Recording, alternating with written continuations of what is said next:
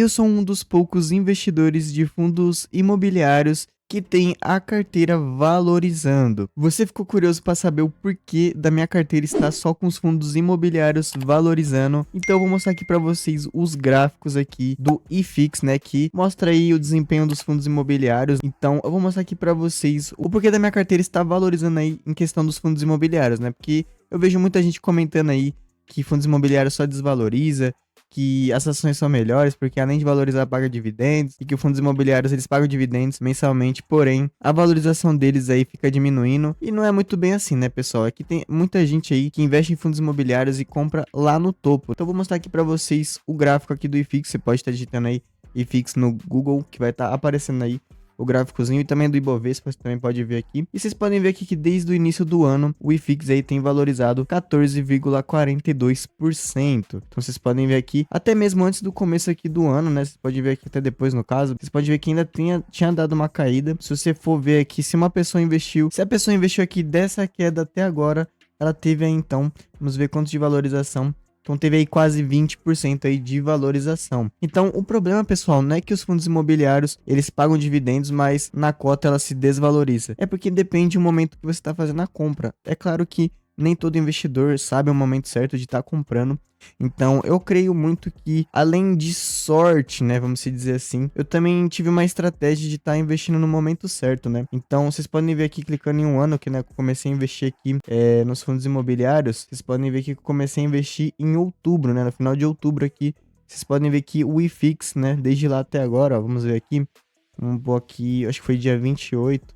Desde agora, dia 28 aqui, de outubro de 2024 até agora, o IFIX valorizou aí 11%, né? Já que na minha carteira, vocês podem ver que os meus fundos imobiliários valorizaram apenas 4%. Mas por que valorizou tão pouco, né, pessoal? Porque eu escolhi ali fundos imobiliários, alguns um pouco arriscado e outros também aí que é high grade, né, que é um fundo aí mais seguro, como o MXRF11, que é um fundo de papel que eu considero, assim, um fundo seguro de estar se investindo, né? Ele pode até se desvalorizar com o tempo, mas ele sempre volta ali ao seu PVP, tanto pela questão de ter muito cotista, né? Tem mais de 1 milhão aí de investidores no MXRF11, como também é um fundo aí que tem a sua carteira muito pulverizada, ou seja, não tem tanto risco assim de caso aconteça de algum devedor aí deixar de pagar suas obrigações, né? Então não perde tanto assim o seu valor aí mensal, né? Inclusive vou até dar uma olhada depois no relatório, vou mostrar para vocês como é que é a carteira do MXRF11, né? E vocês podem ver que alguns vídeos eu sempre leio alguns relatórios diferentes, né? Eu já li do GGRC11, também li também do Kiso11, que foi um fundo imobiliário aí que eu deixei de estar investindo, né? Pelo simples fato de, além de estar perdendo cotista, ele também vem se desvalorizando muito. Mas que ele seja um fundo imobiliário bom, assim, um fundo de fundos muito bom, eu optei em tirar ele porque eu já estava muito concentrado em fundo de papel, né? Inclusive, algumas pessoas comentaram no vídeo do Kiso11 falando que eu não devia ter vendido, que eu devia ter comprado mais, que era o momento de compra. Mas eu falei no vídeo, eu já tinha falado no vídeo, provavelmente o pessoal não assistiu até o final, né? Mas eu falei que eu tinha deixado de investir nele, mas por esses dois motivos, né? Porque ele tava perdendo muito cotista e também pela questão de estar focado muito em fundo de papel, né? Mas fora isso, né? Vocês podem ver aqui então que a questão não foi só sorte, né? Foi sorte, né? E estratégia. Que eu escolhi ali os melhores fundos imobiliários, na minha opinião. Lendo os relatórios, eu vi que eram fundos assim bons, que pagam bons dividendos e não perde tanto valor da cota, né? Não se desvaloriza tanto. E quando se desvaloriza, sempre volta aí, porque tem bastante cotista, né? Então, o segredo é esse, pessoal. Não é você tá investindo em qualquer fundo imobiliário ou fundo imobiliário que paga muito dividendo. E sim, você lê o relatório, vê se o fundo tem uma boa gestora, se tem problema, né? Inclusive, se o fundo imobiliário tem problema. E praticamente isso, pessoal. Vocês podem ver aqui que o MXRF11 aí tem uma rentabilidade aí de 13%. Ou seja, é muita rentabilidade.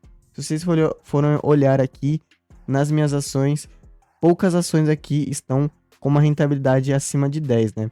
A ISA recentemente subiu para 10, né? Mas antes estava negativo até. Acho que deu uma subida, tá R$21, agora tá 23. Mas poucas ações aqui estavam com a rentabilidade positiva, né? Positiva assim, de 10 para cima, né? 10% para cima. Porém, o foco aqui da carteira, pessoal, como é uma carteira aqui iniciante, como vocês podem ver aqui, eu invisto aí quase um ano, vai fazer um ano aí que eu tô investindo mês que vem. Então, o foco é ter mais quantidade de ações e cotas, tá?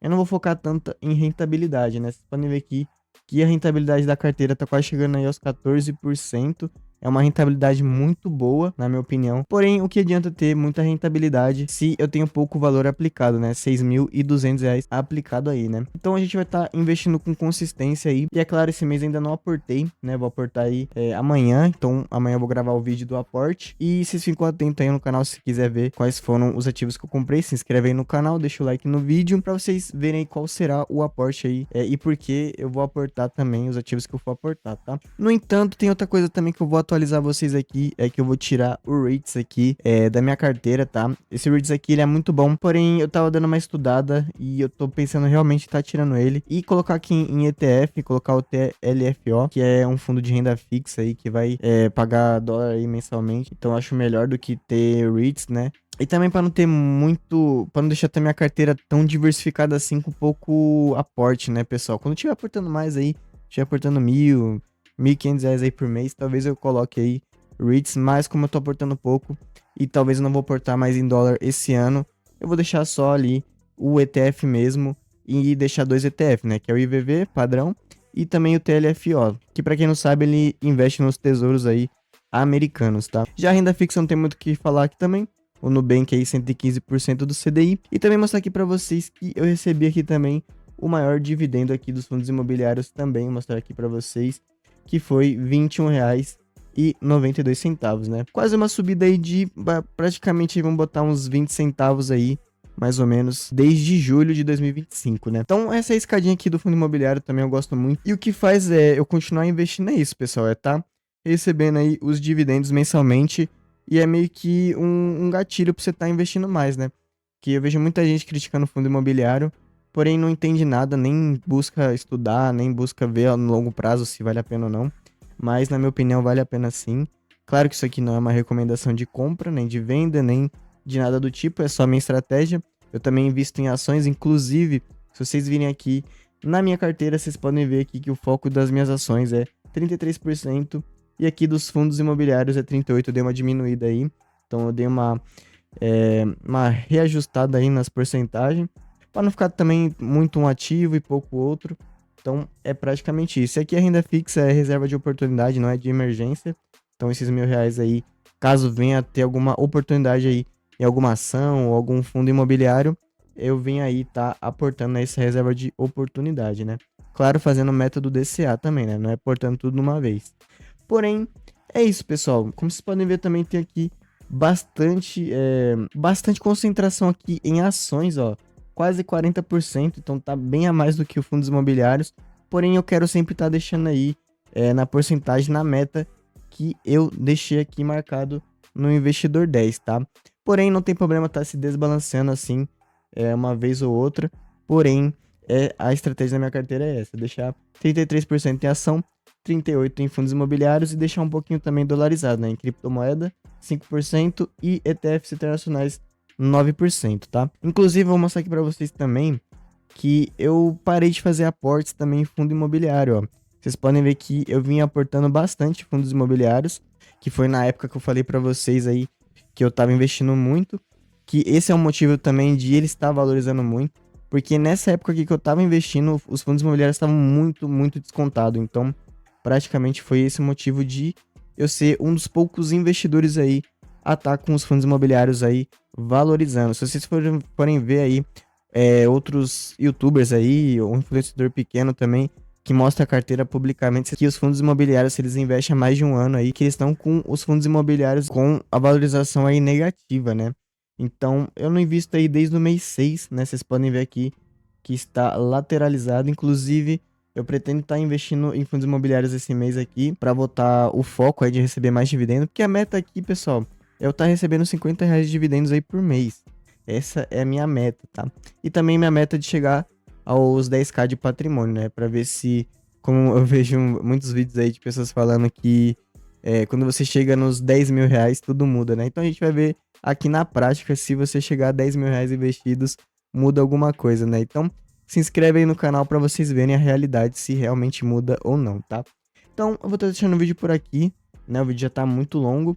E é praticamente isso, pessoal. É um desabafo também, né? Vamos se dizer assim, uma conversa aqui com vocês. E também com as pessoas que investem em fundos imobiliários. Inclusive, comenta aí embaixo se você investe em fundos imobiliários. O que você acha dessa opinião das pessoas de falar que fundos imobiliários, eles pagam dividendos, mas eles também se desvalorizam, né? Eu não tô vendo isso, né, por enquanto na minha carteira. Pode ser que no futuro eu veja isso, não sei se tiver alguma crise aí no Brasil futuramente, claro que vai ter. Mas eu vou continuar aportando, tá, pessoal? Não importa se vai desvalorizar ou não. Inclusive, se desvalorizar é melhor ainda, porque eu vou estar comprando mais barato. Então, não faz sentido a pessoa estar reclamando do negócio estar se desvalorizando se no futuro ele vai valorizar de novo, né? Então, é isso, pessoal. Tô deixando o vídeo por aqui. Valeu, falou e fui. Tchau.